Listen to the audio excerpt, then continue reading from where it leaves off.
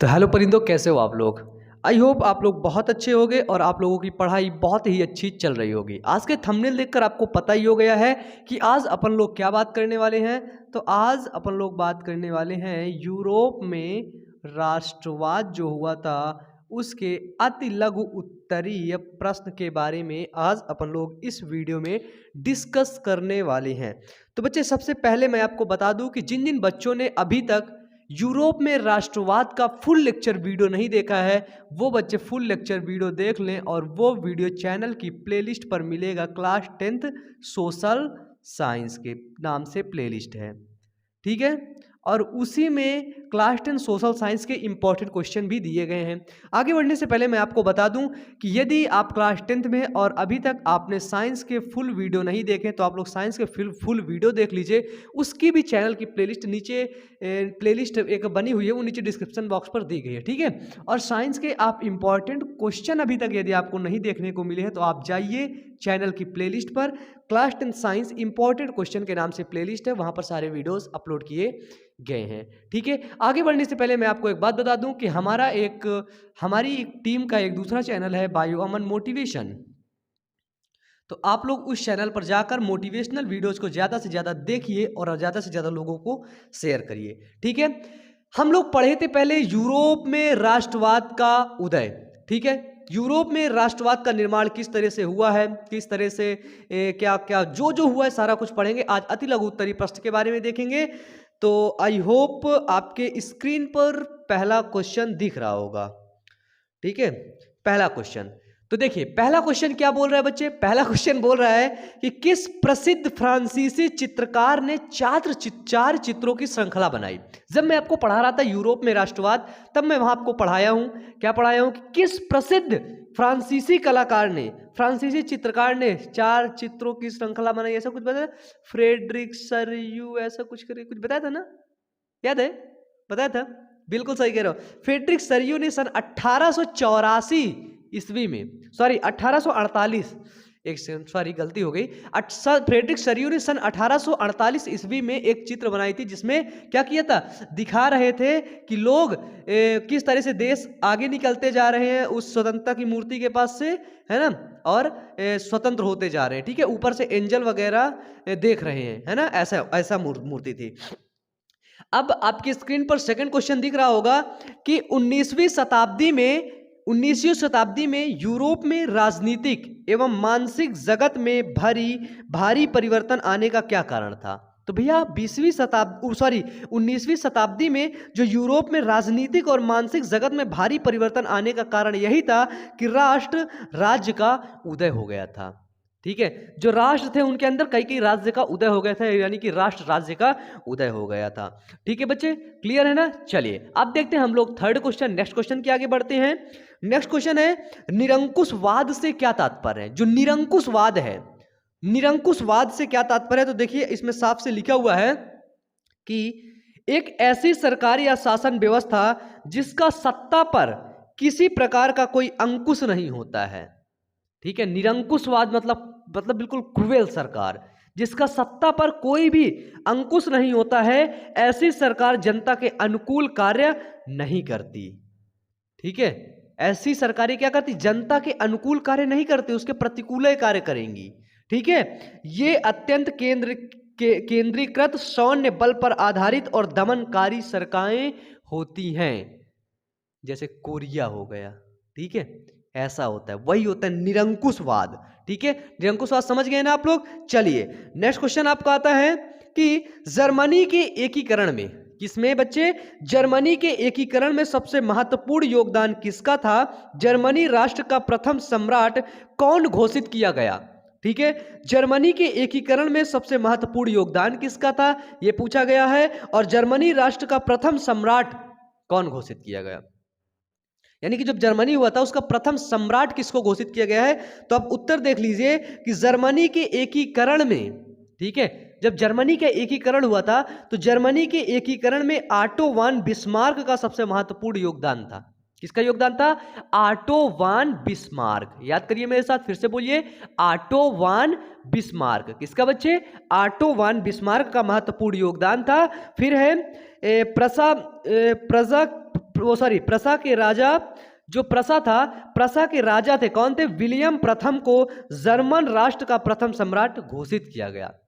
German राष्ट्र का प्रथम सम्राट, ये एमसीक्यू बन सकता है कि जर्मन राष्ट्र का प्रथम सम्राट किसको घोषित किया गया? तो प्रसा के राजा विलियम को। ठीक है, प्रसा के राजा विलियम प्रथम को। ठीक है, चलिए अब आई होप नेक्स्ट क्वेश्चन आपको दिख रहा होगा कि जनमत संग्रह क्या है?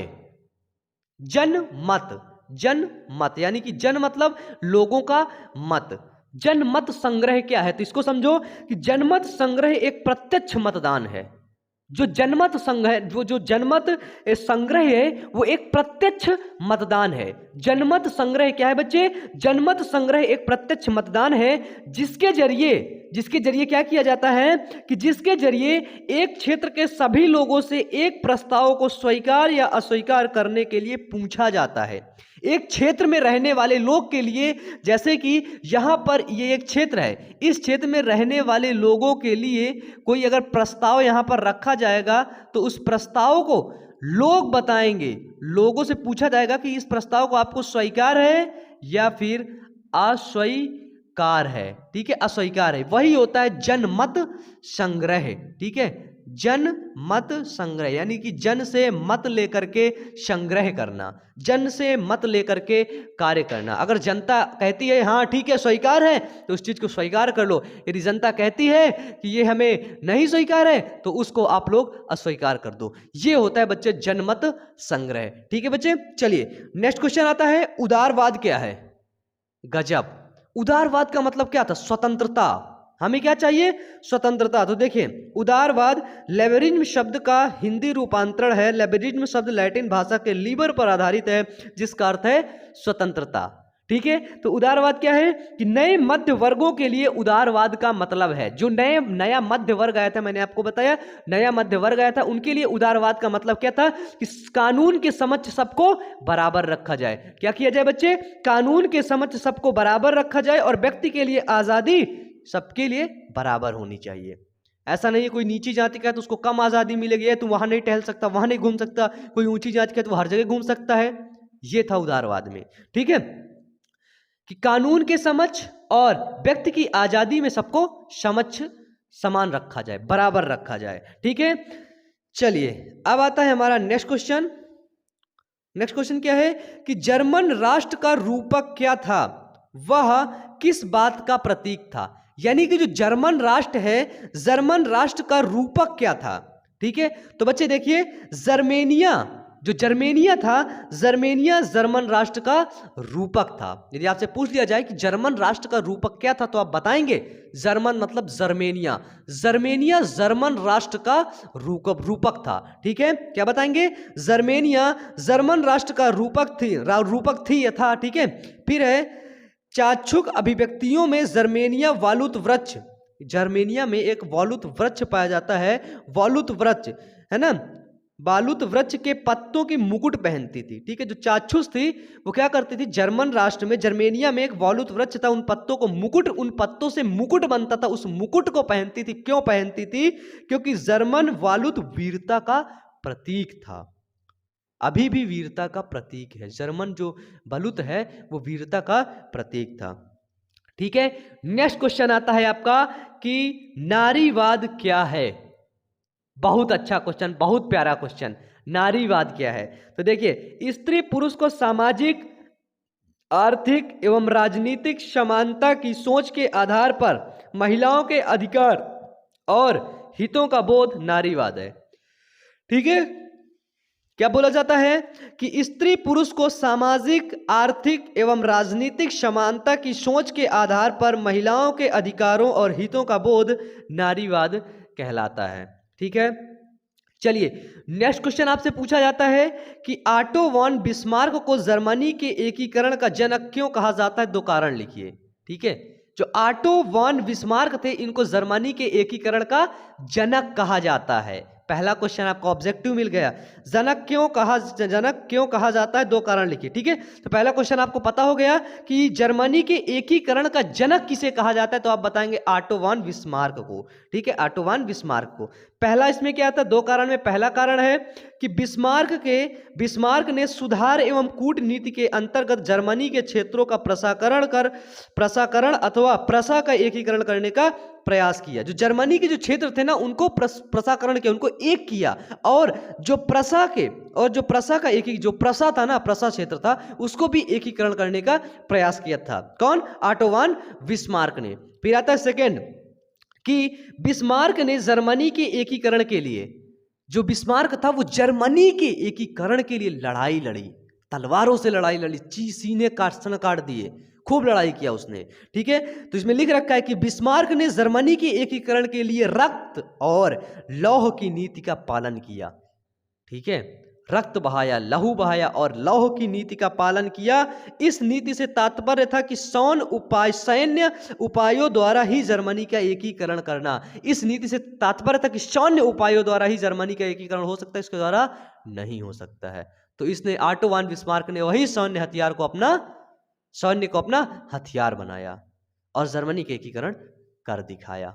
ठीक है, चलिए अब आपका एक लॉन्ग क्वेश्चन हम लोग लिए लेते हैं। ठीक है, जब हम लोग पढ़ ही रहे थे तो मुझे लगा एक लॉन्ग क्वेश्चन भी मैं आपका करवा देता हूं, और वो लॉन्ग क्वेश्चन है आपका कि यूरोप में राष्ट्र के विचार के निर्माण में, ठीक है, क्या है कि यूरोप में राष्ट्र के विचार के निर्माण में संस्कृति ने किस प्रकार महत्वपूर्ण भूमिका निभाई, उदाहरण सहित स्पष्ट कीजिए। ठीक है, यानी कि जो यूरोप जब राष्ट्र का निर्माण हो रहा था उसके निर्माण में संस्कृति जो थी, ठीक है, जो संस्कृति थी वो संस्कृति किस प्रकार एक भूमिका निभाती है, इसके बारे में यहां पे हमको पढ़ने को मिलेगा। तो ये क्वेश्चन काफी इंपॉर्टेंट है। उत्तर क्या है बच्चे इसका देख लो कि यूरोप में राष्ट्र के विचार के निर्माण में संस्कृति ने निम्नलिखित भूमिका निभाई। पहला क्या था, जब मैंने आपको बताया था कला से, संगीत से, कवि अभी आते थे, कहानी सुनाते थे, तब जाके राष्ट्र का निर्माण हुआ था। ठीक है, तो पहला क्या है कि यूरोप में कला, काव्य, कहानियां, पढ़ो साथ में पढ़ो, यूरोप में कला, काव्य, कहानियां, किस्सों और संगीत ने राष्ट्रवादी भावनाओं को निर्मित करने, ठीक है, संगीत ने क्या किया, राष्ट्रवादी भावनाओं को निर्मित करने और उन्हें व्यक्त करने में काफी सहयोग दिया। जर्मनी इसका सर्वोत्तम उदाहरण है। जर्मनी इसका सर्वोत्तम उदाहरण है। राष्ट्रवादी भावनाओं को फैलाने के लिए कला, ठीक है, कला, काव्य, कहानी, किस्से, संगीत आदि से राष्ट्रवादी भावनाओं को फैलाया गया, राष्ट्रवादी भावनाओं को निर्मित किया गया। ठीक है, फिर सेकंड में क्या आता है कि रूमानी कलाकारों एवं कवियों ने, किसने बच्चे, रूमानी कलाकारों और कवियों ने एक साझा संस्कृति तथा साझा सामूहिक विरासत की अनुभूति को राष्ट्र का आधार बनाया। ठीक है, उन्होंने क्या बनाया, संस्कृति की अनुभूति को राष्ट्र का आधार बनाया। ग्रीक इसका सबसे अच्छा उदाहरण है, रूमानी कलाकार भी इसमें भाग लिए। ठीक है, चलिए तीसरा आता है राष्ट्रीय संदेश को, क्या हुआ कि राष्ट्रीय संदेश को एकाधिक लोगों तक पहुंचाने के लिए स्थानीय बोलियों पर बल दिया गया। जो स्थानीय बोलियां थी ना उन पर बल दिया गया, स्थानीय बोलियों पर बल दिया गया और स्थानीय लोक साहित्य को एकत्र किया गया। और क्या किया गया बच्चे, स्थानीय लोक साहित्य को एकत्र किया गया। उदाहरण जैसे हो गया पोलैंड व जर्मनी, यानी कि सभी लोग मिलकर के राष्ट्र बनाने के लिए ना एकजुट हुए थे, और शायद एकजुट ना होते ना तो राष्ट्र न बनता। ठीक है, अंतिम क्या है कि राष्ट्रवाद की भावना को जिंदा रखने के लिए संगीत का उपयोग किया गया, भाषा में इसमें विशेष योगदान दिया। ठीक है, राष्ट्रवाद की भावना को जगाए रखने के लिए संगीत का उपयोग किया गया। ठीक है, और भाषा का इसका अहम योगदान था।